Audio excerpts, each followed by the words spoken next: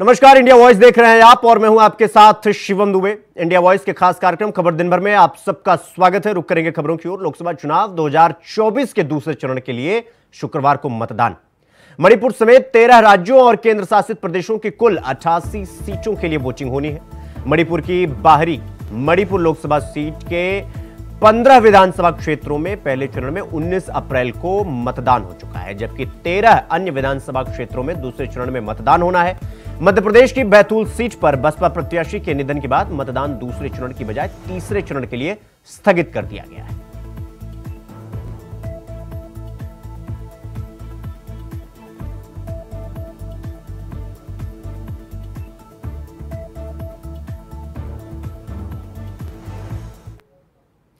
तो लोकसभा चुनाव 2024 के लिए प्रधानमंत्री नरेंद्र मोदी ने ताज नगरी आगरा के कोठी मीना बाजार मैदान में जनसभा को संबोधित किया, जहां पर प्रधानमंत्री मोदी की यह चौथी जनसभा है। आपको बता दें कि प्रधानमंत्री मोदी ने राधे राधे के उद्घोष से अपने भाषण की शुरुआत की। तभी प्रधानमंत्री मोदी ने लोगों से सवाल पूछते हुए कहा कि अगर भारत विकसित होता है तो आपका भला होगा कि नहीं होगा। और विपक्ष पर निशाना साधते हुए उन्होंने कहा कि जो हथियारों के दलाल हैं, जो घूस देकर अपना काम कराने के एक्सपर्ट हो गए थे, पुरानी सरकारों में बैठे लोगों को भी मजा आता था।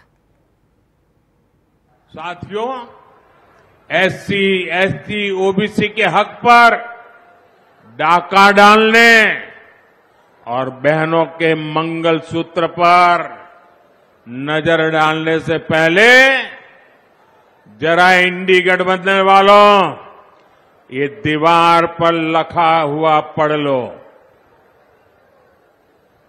और कान खोलकर सुन लो। जब तक मोदी जिंदा है,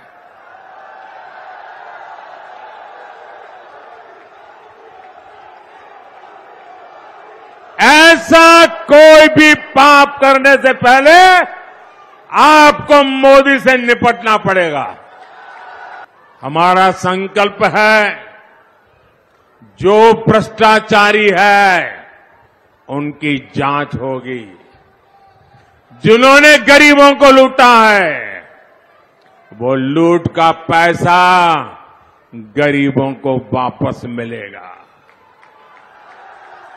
ये जो भ्रष्टाचारी है, इनके पास जो लूट का पैसा है निकल रहा है, जो बंगले गाड़ियां जब्त हो रही हैं, ये जनता को कैसे लौटाया जाए, इस पर मोदी तेजी से काम कर रहा है, रास्ता खोज रहा है।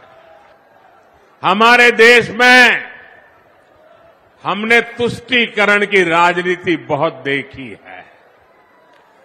तुष्टीकरण की राजनीति ने के देश को टुकड़े टुकड़ों में बांट के रख दिया है। तुष्टीकरण की राजनीति ने सच्चे और ईमानदारों के हक को डुबोया है और इसलिए अब मोदी तुष्टीकरण को समाप्त करके संतुष्टीकरण की ओर आगे बढ़ रहा है।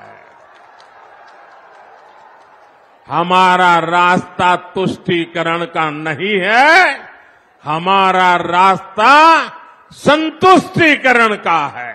लेकिन सपा कांग्रेस का इंडी गठबंधन घोर तुष्टीकरण में जुटा है।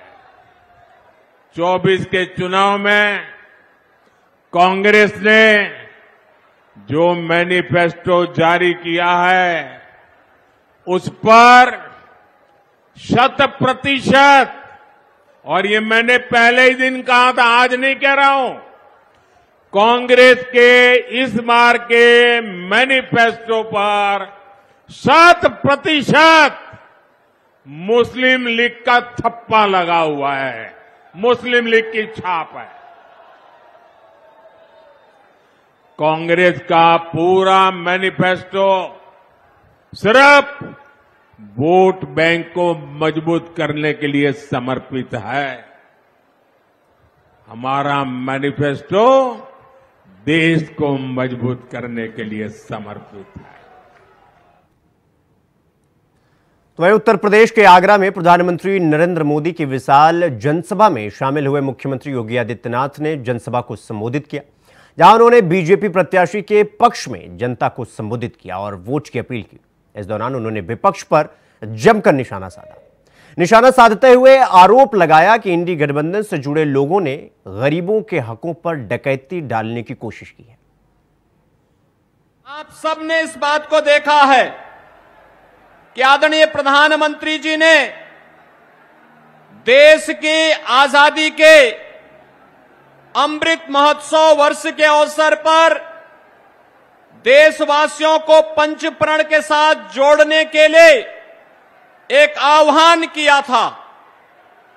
एक और प्रधानमंत्री मोदी जी का पंचप्रण का वह आह्वान जो भारत के अंदर गुलामी के अंशों को समाप्त करने और विरासत का सम्मान करने के आह्वान के साथ आत्मनिर्भर और विकसित भारत की संकल्पना के लिए प्रत्येक भारतवासी को जुड़ने के लिए आह्वान करता है और उसके साथ एक साथ मिलकर के आगे बढ़ाने का आह्वान करता है।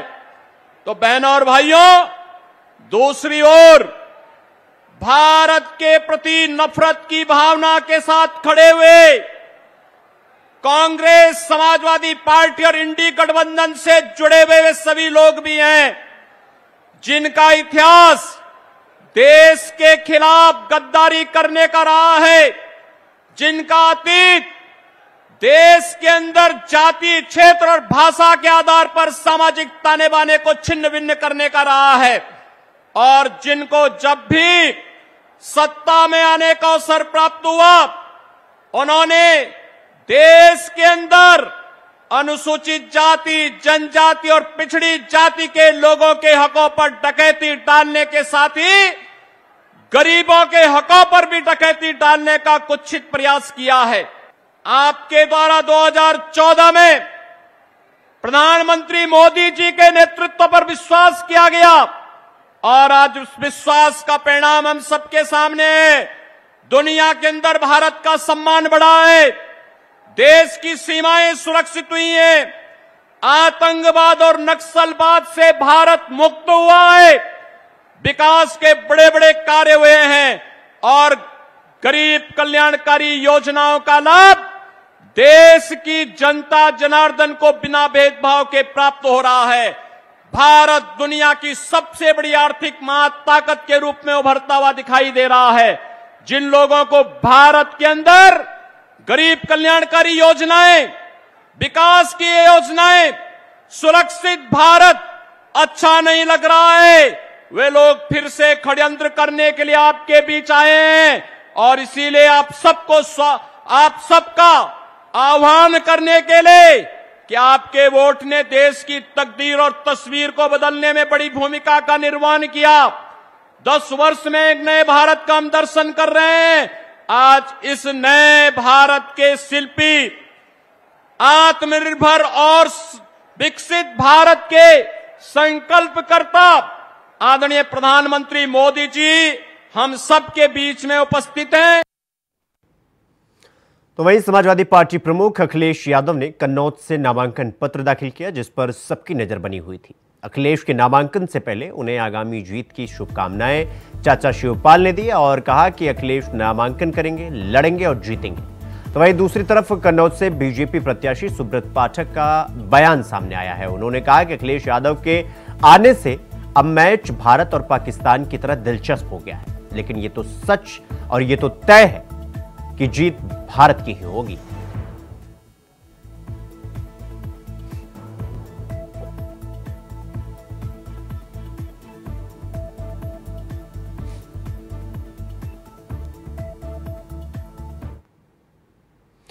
तो वहीं अखिलेश यादव के नामांकन के बाद यूपी के डिप्टी सीएम केशव प्रसाद मौर्य का बयान सामने आया है, जिसमें उन्होंने कहा कि मैं मानता हूं कि अब कन्नौज के चुनाव में कमल खिलाने में मजा आएगा, साइकिल को पंचर करने में मजा आएगा और अखिलेश यादव जी को लोकसभा चुनाव में हराने में मजा आएगा।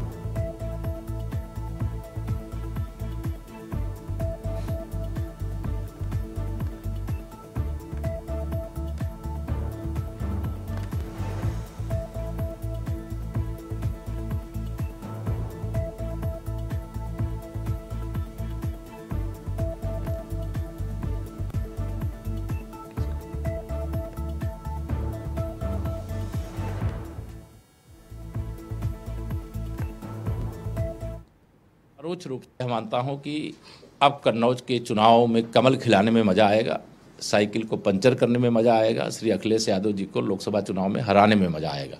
2019 का लोकसभा चुनाव भी अपरोक्ष रूप से श्री अखिलेश यादव जी और सैफई परिवार कन्नौज लोकसभा से हारा था। जब सपा बसपा के गठबंधन के बाद हमारे श्री सुब्रत पाठक जी वहाँ से सांसद निर्वाचित हुए थे। 2024 में भारतीय जनता पार्टी बहुत आगे निकल चुकी है। मानता हूँ कि अब कन्नौज के चुनाव में कमल खिलाने में मजा आएगा, साइकिल को पंचर करने में मजा आएगा, श्री अखिलेश यादव जी को लोकसभा चुनाव में हराने में मजा आएगा। 2019 का लोकसभा चुनाव भी अपरोक्ष रूप से श्री अखिलेश यादव जी और सैफई परिवार कन्नौज लोकसभा से हारा था। जब सपा बसपा के गठबंधन के बाद हमारे श्री सुब्रत पाठक जी वहाँ से सांसद निर्वाचित हुए थे। 2024 में भारतीय जनता पार्टी। तो वहीं बृजभूषण शरण सिंह की सीट को लेकर सस्पेंस जारी है। इस बीच बृजभूषण शरण सिंह का बयान सामने आया है जिसमें उन्होंने कहा कि 99.99% टिकट मुझे ही मिलेगा। विपक्ष ने भी अब इस सीट पर उम्मीदवार नहीं उतारा है। इस सीट पर टिकट की घोषणा पर सबकी नजर है। भाई अभी तो हम प्रत्याशी नहीं है, अभी हम प्रत्याशी तो है नहीं, लेकिन कैसरगंज विधानसभा लोकसभा के अंदर जो है भारतीय जनता पार्टी की किसी से लड़ाई नहीं। 2,87,000 का अंतर पिछली बार था, इस बार कार्यकर्ताओं ने नारा दिया है 5 लाख। जय श्री राम, जय श्री राम। अब वही है वही जो राम रच राखा, वही है वही जो राम रच राखा। अब अगर ईश्वर ने तय कर रखा है तो हम क्या कर सकते हैं, लेकिन हम तो प्रबल दावेदार हैं, हम प्रबल दावेदार हैं। तो हम तो 99.9 तक लड़ेंगे। अब 1 दशमलव बाकी रहेगा। संसद परसों से नॉमिनेशन है। एक कारण मैंने बताया कि देखिए, जब से अभी कुछ दिन पहले भी मुझको खुद लोग जानते थे कि गोंडा से सांसद, और जब कैसरगंज का टिकट विलंब हुआ तो लोगों को पता चला कि कैसरगंज से नेताजी सांसद हुए। तो कैसरगंज का इतना नाम हो गया, इतना नाम हो गया, हमारा भी नाम हो गया, कैसरगंज की मतदाताओं का नाम हो गया, कैसरगंज का नाम हो गया, और विश्वास करिए देश ही नहीं इंटरनेशनल स्तर पर इस समय कैसरगंज की चर्चा। बुलेटिन में रुकेंगे एक छोटे से ब्रेक के लिए। खबरों का सिलसिला जारी है, फौरन लौट रहा है। ब्रेक के बाद एक बार फिर आप सबका स्वागत है मेरे साथ। रुक करेंगे अगली खबर की ओर। आपको बता दें कि इस चुनावी हलचल के बीच आरएसएसपी यानी राष्ट्रीय शोषित समाज पार्टी के अध्यक्ष स्वामी प्रसाद मौर्य कुशीनगर पहुंचे, जहां कार्यकर्ताओं ने उनका जोरदार स्वागत किया। दरअसल स्वामी प्रसाद मौर्य कुशीनगर से लोकसभा चुनाव लड़ रहे हैं। चुनाव की घोषणा के बाद स्वामी प्रसाद मौर्य पहली बार कुशीनगर पहुंचे, जहां उन्होंने जनता से जनसंपर्क कर उन्हें वोट करने की अपील की। आपको बता दें कि कुशीनगर से बीजेपी के सांसद विजय दुबे को प्रत्याशी बनाया है और इंडी गठबंधन ने अजय प्रताप सिंह को प्रत्याशी बनाया। वहीं स्वामी प्रसाद मौर्य के चुनावी मैदान में आने से सियासी हलचल अब और ज्यादा बढ़ गई।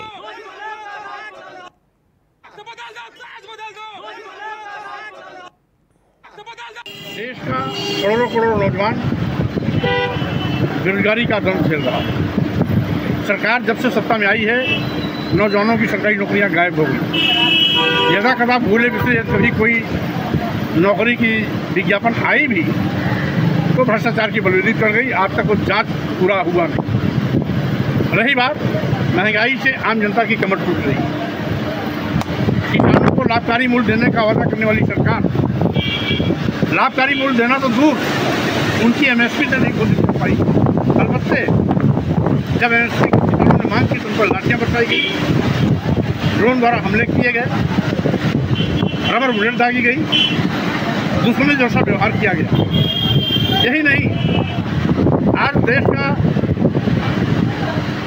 लघु एवं मध्यम श्रेणी का जो व्यापारी है, जिसने कभी भाजपा को वोट और नोट दोनों दिया, उसका भी शोषण भाजपा ने पहले जीएसटी के माध्यम से किया और अब जीएसटी संबंधित सारे मामले ईडी को सौंपकर ईडी के माध्यम से हमारे जो ग्रामीण क्षेत्र के व्यापारी हैं, चाहे जिला मुख्यालय के हों, तहसील के हों, ब्लॉक के हों या ग्रामीण क्षेत्रों के व्यापारी हैं, इनकी भी कमर तोड़ने की पूरी तैयारी कर रही है।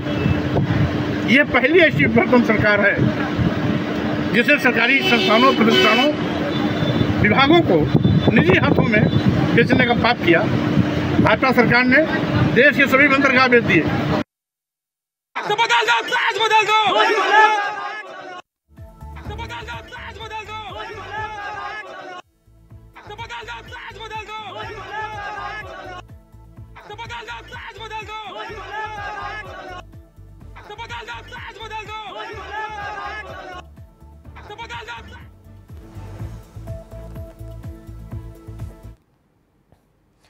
यूपी की 8 सीटों में शुक्रवार को चुनाव होगा, जिसमें मेरठ भी शामिल है। मेरठ लोकसभा क्षेत्र में 2042 बूथ बनाई गई है। तो वहीं चुनाव को लेकर इंडिया वॉइस ने जिला निर्वाचन अधिकारी से खास बातचीत की। सुनिए। 2024 लोकसभा चुनाव का पहला चरण समाप्त हो चुका है, वहीं अब कल दूसरा चरण मेरठ में होने जा रहा है। हमारे साथ मौजूद है मेरठ के जिला निर्वाचन अधिकारी दीपक मीणा जी, से बात करते हैं। क्या कुछ व्यवस्था की गई है सर? क्या कुछ व्यवस्था की गई है? कितनी एजेंसी लगाई? नहीं, देखिए जैसा आप देख रहे हैं यहाँ डिस्पैच सेंटर था, सभी पोलिंग पार्टीज अभी डिस्पैच हो गई हैं, सभी बूथ्स पे पहुंच भी गई हैं और सभी व्यवस्थाएं बूथ पे सुनिश्चित की गई हैं। सभी जगह पे पर्याप्त मात्रा में फोर्सेज तैनात की गई हैं, सभी क्रिटिकल बूथ्स पे पैरामिलिट्री तैनात है। हमारे 2042 बूथ हैं लोकसभा में, उनमें से आधे 50% बूथ पे वेबकास्टिंग हो रही है, उसका भी कंट्रोल रूम हमने बनाया है। मीडिया मॉनिटरिंग का कंट्रोल रूम है, ईवीएम का, कम्युनिकेशन का, सभी के कंट्रोल रूम इन प्लेस है। सभी फोर्सेज लॉ एंड ऑर्डर के लिए, बूथ ड्यूटी के लिए पर्याप्त हैं और ये पूरी कोशिश है कि निष्पक्ष तरीके से शांतिपूर्ण माहौल में चुनाव। हमारे साथ मौजूद थे मेरठ जिला निर्वाचन अधिकारी दीपक मीणा जी, जिन्होंने बताया कि यहाँ 2042 बूथें हैं जिस पर चुनाव मतदान किया जाएगा। मेरठ से इंडिया वॉइस के लिए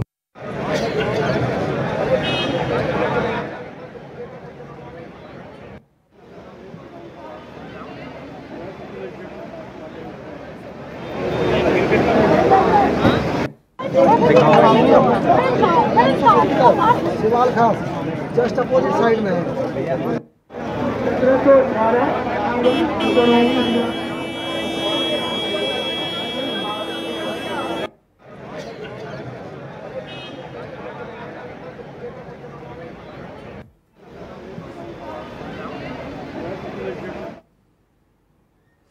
खबरों में आगे बढ़ेंगे। आपको बता दें कि दिल्ली पुलिस की क्राइम ब्रांच ने हत्या के प्रयास के मामले में एक आरोपी को पकड़ने में सफलता हासिल की है। आरोपी युवक राजपार्क थाना इलाके में एक व्यक्ति पर चाकू से हमला कर मौके से फरार हो गया था। पुलिस ने जानकारी साझा कर बताया कि हत्या के प्रयास के संबंध में एक शिकायत मिली, जिसके बाद पुलिस को यह कामयाबी मिली।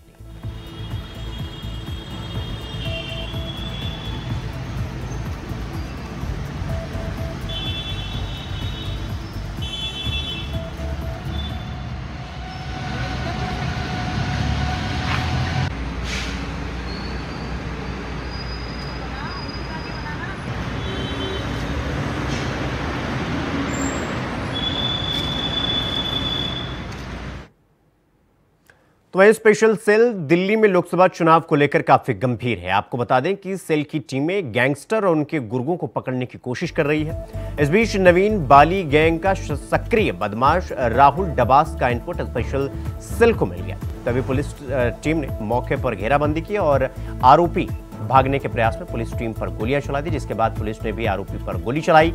वहीं दोनों तरफ से चली आधा दर्जन से ज्यादा गोलियों के बीच आरोपी राहुल को गिरफ्तार कर लिया।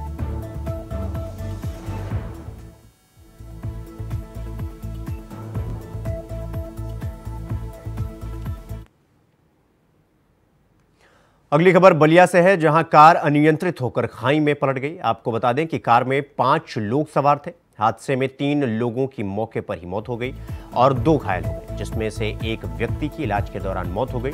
सूचना मिलते ही मौके पर पहुंची पुलिस ने शवों को कब्जे में लेकर पोस्टमार्टम के लिए भेज दिया और जांच पड़ताल में जुटी। सूचना प्राप्त हुई कि फिरना से चितबड़ा गांव की तरफ जाने वाली सड़क पर एक 4 पहिया वाहन अनियंत्रित होकर सड़क से नीचे खाई में गिर जाने से दुर्घटनाग्रस्त हो गया है।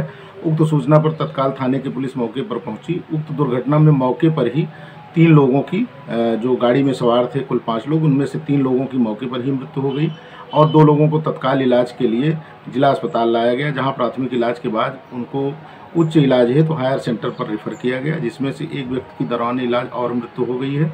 शेष एक व्यक्ति का इलाज बीएचयू में चल रहा है, जिनकी स्थिति ठीक है, वो खतरे से बाहर है। उक्त घटना के संबंध में पोस्टमार्टम एवं अन्य वैधानिक कार्रवाई प्रचलित है। खबर दिन भर में फिलहाल अभी के लिए बस इतना ही। देश और दुनिया की तमाम खबरों को देखने के लिए देखते रहिए इंडिया वॉइस। नमस्कार।